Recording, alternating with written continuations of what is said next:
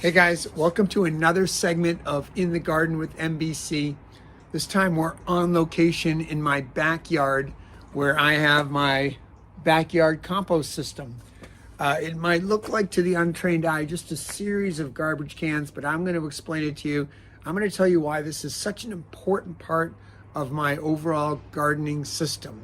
And the ability to make our own compost is just really taking nutrition and our own garden needs into our own hands. We're completing cycles. We're reusing materials that we would have otherwise shipped off site. We've already brought them in. The nutrients have already come to us. Obviously, we're consuming some of those nutrients in the form of vegetables and other things. But then we have the wastes, which also contain nutrients, and we don't want to lose those. In addition, I just cycle through a lot of my other landscaping plants. I'll show you in a minute that I have some grasses waiting to go in the compost into the mix. I'm using worms. It's primarily a worm-based system. They're hanging out in these bins. Surprisingly, once you get a garbage can that's about, I've got these brute 44-gallon cans. Let's just tilt down for a minute there. You can see just a lineup of cans. They're sitting on blocks, and in order to prevent the bane of all compost systems is of course rats. We don't want rats to get into our compost system.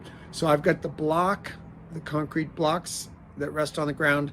I've got a layer of mesh of hardware cloth, which is that kind of fencing kind of with some very small mesh, and a layer or two, I think. And then I've got my can with perforated drainage holes, small holes.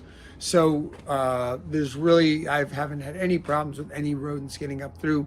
We want to make sure right from the get-go that we don't have problems. We're not attracting those creatures into our backyards. We don't necessarily want them. Our neighbors don't want them. We're not going to be the most popular person in the neighborhood if we're breeding rats in our compost pile. So we got that out of the way. That's great. Let's dive into the actual kind of mechanics and maintenance of it. So I have 5 can system. The composting is done right in place.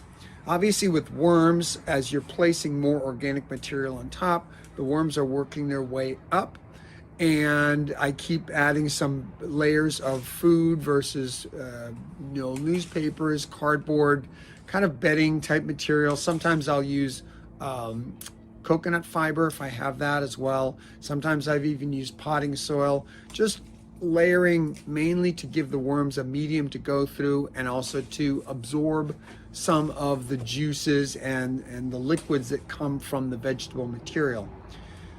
In a standard hot compost pile, you're trying to balance carbon and nitrogen. We don't really have to worry so much about that, and we're not trying to get the heat here. This is a different kind of compost system.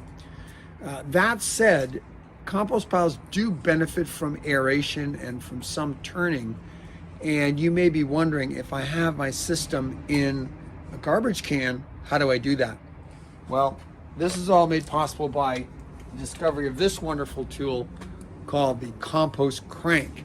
So this is a stainless steel corkscrew. You can see it as it rotates in the intended direction. That leading edge is, just imagine it plunging deep down into the compost pile, creating a hole. You can see it's got an offset handle with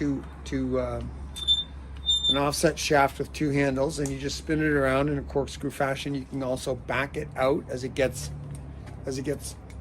deep or stuck. You can reverse the direction. So this basically, I call this my metal worm. It sort of bores a hole down through the compost, and that alone, if you were just to back it out, it would create an air channel. But what's really great about this is you can see the end is in a basket style. Once you get this thing down in there, you can give it a haul back and take out a whole core of the compost. And you do this in successive motions. You channel down a little bit, and then you pull up a certain amount, loosen that, then you go down a little further. You'll know if you've gone down too far, you won't be able to take it down. So let's see this in action. This is a great upper body workout. So in this bin here, this garbage can, I've got mostly finished compost. It's been sitting and aging for a while. This multi-bin system, you can see I just go down, I pull up. I go down, I pull up. It's all very loose, so it's not giving me a lot of resistance. In this multi-bin system, I'm working 1 or 2 bins actively. I'm adding new material. The worms are working their way up. And then when I'm ready to start a new bin, I'll usually take the top surface that has the greatest concentration of worms, put that in the bottom of a new bin, and then again begin to work my way up with new materials, adding some bedding materials. Like I said, some of my recycled cardboard I use for this purpose. I've got some grasses that I was just trimming from the landscape. So it's a real catch as catch can methodology. There's no set kind of materials. If I have old recycled newspapers, I'll use those. Just as materials become available that I think will be good at providing some of that bedding and soaking up moisture, I'm going to use it. The worms don't seem too fussy. When compost is aged for a while, I bring out the next set of tools, which is a sifter. This is a 2-panel sifter, so it has a larger mesh there, and then I can switch to a smaller mesh if I want a finer product. Those are interchangeable. I can switch those out. Got myself a scoop, and I've got a bin here that sits on top of the system, and I can use, the nice thing about this system also is that all the garbage cans come to about waist high. So it forms a kind of a counter or work surface. And if I had leveled this a little bit better at the beginning, intentionally put down some gravel and gotten it nice and level, I could have built them up all exactly even. I wasn't really thinking of that when I got into the system, but I could have set them all up exactly even, and then I could have put some wood on top of that and used it as an actual work table. As it is, each 44-gallon brute can, that's the basic unit that I use, is wide enough. The lid is wide enough to use as a very nice, comfortable workstation. I've got it in a shaded area, protected from the summer sun, and I can come out here and do some seeding or a lot of other things right on top of that area as well. But let's get to the sifting. So when I have some finished compost, I'll take a certain amount out. If you saw my video last week in the seed room, you know that some of my seed mix is my own compost. So after this is aged for about a year from the initial dumping in, it's sat a year. I've been aerating it. I may have shifted some of it from one bin to another, but I don't turn it very much that way. It's too much work. Then I'm going to start scooping it out, sifting it to the degree that I need. And then what's great is all the leftovers from the siftings are just going to go right on top of some more of the vegetable matter, and they'll continue to break down. Here I can see common things that I see that take a while. I see an avocado pit, I see a corn cob, I see some egg shells. These are things that take a little longer to break down. I'm not in any hurry though. You can put your eggshells in a blender. You can pulse them if you want them smaller. You can chop up some of this stuff. I'm not in too big a hurry. I'm happy to let nature take its course. And some of this stuff actually just serves as a kind of an aeration for the whole system as well, the bigger particles or a mix of particle sizes. So we'll do a little more sifting here.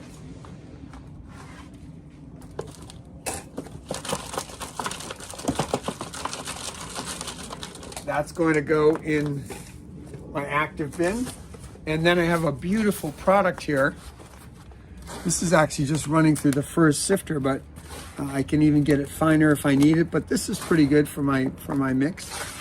I use this as a top dressing, which means I spread it around the plants as they're growing during the season. I'll incorporate some of it into certain raised beds as I see fit or as I need.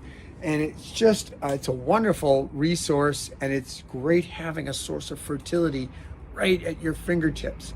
So I'm going to encourage all of you to kind of set up and think about your own compost system, see what you can do to get one going, and I promise you, you will not regret being able to compost right at home. I'm sure many of you already do. I'm sure you agree with me that this is a vital part of your garden system. So once again, great to be with you in the garden with MBC. Next week, I see a rooftop garden in our future. In fact, I see me at Noble Rot Rooftop Garden telling you about what you need to stock up on before the garden season gets going in full force to be fully prepared. So we'll see you next week in the garden with MBC. Always my pleasure. Have a great garden week.